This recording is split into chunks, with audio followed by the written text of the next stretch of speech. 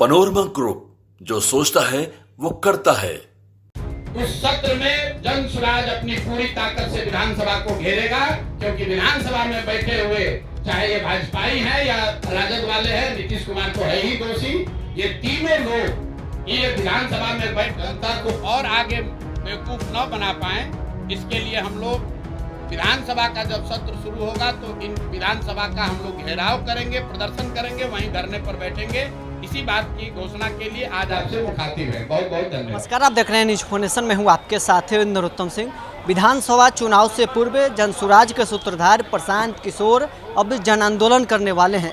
उन्होंने press conference करके साफ किया है कि 3 मुद्दों को लेकर विधानसभा चुनाव से पूर्व जन आंदोलन करेंगे। बिहार में हो रहे जमीन सर्वे को लेकर वो जन आंदोलन करेंगे, साथ ही जातीय गणना और दलित कमीशन को लेकर वो अब जन आंदोलन करने वाले हैं। साथ ही उन्होंने नीतीश कुमार को अल्टीमेटम दिया है कि 1 महीने के अंदर प्रशांत किशोर जो मुद्दे उठा रहे हैं उन पर वो समाधान करे, नहीं तो आने वाले जो विधानसभा का सत्र है, विधानसभा का घेराव करेंगे। अपने कार्यकर्ताओं के साथ पटना की सड़कों पर प्रशांत किशोर उतरेंगे, नीतीश कुमार को अल्टीमेटम दे रहे हैं। बिहार में हो रहे जमीन सर्वे को लेकर प्रशांत किशोर सरकार से सवाल खड़ा कर रहे हैं और कह रहे हैं कि बिहार के घर घर में बिहार सरकार लड़ाई लगवा रही है। साथ ही उन्होंने जातीय गणना को लेकर कहा है कि जातीय गणना के दौरान जो वादा नीतीश कुमार की सरकार ने किया था वो पूरा नहीं किए हैं। दलित कमीशन को लेकर इन्होंने कहा है कि दलितों को जमीन नहीं दिया जा रहा है। इन मुद्दों को लेकर अब प्रशांत किशोर जन आंदोलन करने वाले हैं। साथ ही उन्होंने नीतीश कुमार को अल्टीमेटम दे दिया है कि विधानसभा का वो घेराव भी करेंगे। क्या कुछ जनसुराज के सूत्रधार प्रशांत किशोर का कहना है, छोड़ जाते हैं आपको इस वीडियो में। महोदय और आप सबका यहाँ पर स्वागत है। जैसा कि माननीय भारती जी ने बताया कि बिहार में जो पिछले कुछ वर्षों से राजनीति चल रही है, इसमें विपक्ष में कोई नहीं है। 2 दल सत्ता में होता है और तीसरा दल जो है वो वेटिंग में रहता है कि हमारा नंबर कब आएगा, नीतीश जी का कब मिजाज पलटेगा और पलटकर हमको सत्ता में भागीदार बना लेंगे। इसी के नजरिए से मुझे लगता है और जनसुराज के लोगों को लगता है कि हम लोगों को अपना दल बनाने, समाज में जनसुराज की परिकल्पना और विचार को पहुंचाने के साथ साथ जो विपक्ष की भूमिका है, जनता से जुड़े हुए मुद्दे हैं, उसको भी बहुत मजबूती से उठाने की अब जरूरत है। 2 अक्टूबर से पहले जब दल नहीं बना था तो हम लोगों ने कोशिश करी है 2-2.5 साल के अपने जनसंपर्क पदयात्रा में कि ज्यादातर सरकार से जुड़े हुए मुद्दे हम लोग उस पर टीका टिप्पणी बहुत नहीं करते रहे।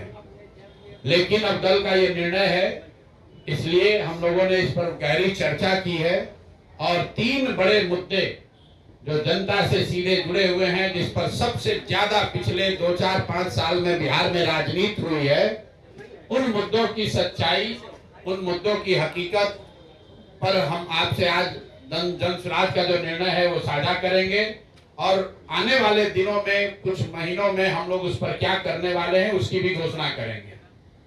तो पिछले 2-3 साल में सबसे ज्यादा राजनीतिक रोटी यहाँ सेकने की कोशिश की गई है जातीय जनगणना के नाम पर। आप सभी साथियों ने भी सैकड़ों सवाल, सैकड़ों प्रेस कॉन्फ्रेंस ऐसे करे होंगे जिसमें आपने जातीय जनगणना होना चाहिए कि नहीं होना चाहिए इसको लेकर सवाल किए, उस पर जवाब मांगे। नेताओं ने, जिन्होंने जातीय जनगणना कराने की घोषणा की, 500 करोड़ रुपया बिहार सरकार का खर्च करके जातीय जनगणना कराया, उनके नियत कभी भी किसी जाति की मदद करने की नहीं थी। वो इस जातीय उन्माद को फैलाकर फिर से समाज में राजनीतिक रोटी सेकना चाहते थे। ऐसा इसलिए हम कह रहे हैं जब आपके आया और 2 बरस करीब 18 महीने हो गए जातीय जनगणना के। रिपोर्ट 2 अक्टूबर 2023 को प्रकाशित किया गया। 7 नवंबर 2023 को विधानसभा के पटल पर यह रिपोर्ट रखी गई और 22 नवंबर 2023 को नीतीश कुमार ने, तब तेजस्वी यादव के साथ जो सरकार चला रहे थे, मिलकर जातीय जनगणना के आधार पर 5 बड़ी घोषणाएं की। अब उनकी हकीकत आप देख लीजिए। जातीय जनगणना में सरकार ने यह माना कि 34% से ज्यादा लोग बिहार के गरीबी रेखा से नीचे आज भी रह रहे हैं। लेकिन ये महत्वपूर्ण आंकड़ा नहीं है। महत्वपूर्ण आंकड़ा ये है कि 30-35 साल से सामाजिक न्याय की राजनीति करने का दावा करने वाले लोग, इनके शासन के बाद भी जब जातीय जनगणना का रिपोर्ट आया उसमें बताया गया कि 5% से कम, मैं फिर से रिपीट कर दे रहा हूं कि 5% से कम दलित और अति पिछड़ा समाज के 5% से कम लोग ही 12वीं क्लास पास करते हैं बिहार में। जिन लोगों ने रिपोर्ट बनवाया उन्होंने पढ़ा भी नहीं। सिर्फ 5% से भी कम दलित और अति पिछड़ा समाज के लोग 12वीं क्लास पढ़ते हैं। आरक्षण की लड़ाई लड़ने की बात करने वाले लोग 35 साल के बाद 0.93% अति पिछड़ा समाज के लोग आज सरकारी नौकरियों में हैं। 2 बरस पर इस पर कोई चर्चा नहीं हुई। तो जब नीतीश कुमार ने 22 तारीख को इसकी घोषणा की कि इस रिपोर्ट के आलोक में हम लोग क्या क्या करेंगे, तो एक चर्चा उन्होंने की जिसकी आप लोगों ने भी जिसको फॉलोअप किया कि आरक्षण की सीमा को 50 से बढ़ाकर 65 या 75 किया जाएगा। इसका हम लोग रिकमेंडेशन केंद्र सरकार को भेज रहे हैं। तो मैं अब पहला मांग ये कर रहा हूं नीतीश कुमार से कि भैया केंद्र में भी तुम्हारी सरकार है और राज्य में भी तुम्हारी सरकार है और सामाजिक न्याय के आप पुरोधा भी हैं। तो अब आप बता दीजिए कि जो आपने केंद्र में आरक्षण बढ़ाने का मांग यहाँ लिखित भेजा था उस पर अभी स्थिति क्या है। सरकार ये बताए समाज को कि आपने आरक्षण बढ़ाने की जो मांग करी थी उस पर आज स्थिति क्या है, या आप उसको भूल गए, बेवकूफ बना रहे थे सबको। और तेजस्वी यादव भी बताए कि विपक्ष के नेता होने के नाते उन्होंने इस पर अभी तक क्या किया है। लेकिन दूसरा जो महत्वपूर्ण बात है जिस पर कम चर्चा हुई, उस रिपोर्ट 50 लाख दलित परिवारों को 3 डिसमिल जमीन कब मिलेगा ये बताओ, और भूमि सुधार कब रोक रहे हो, ये पैसा अपना वसूलने का धंधा कब बंद कर रहे हो ये बताओ। ये तीनों मांग लेकर आपके सामने आज हम लोग आए हैं। 1 महीना का सरकार को समय दे रहे हैं। सरकार को 1 महीना का समय दे रहे हैं। 11 मई से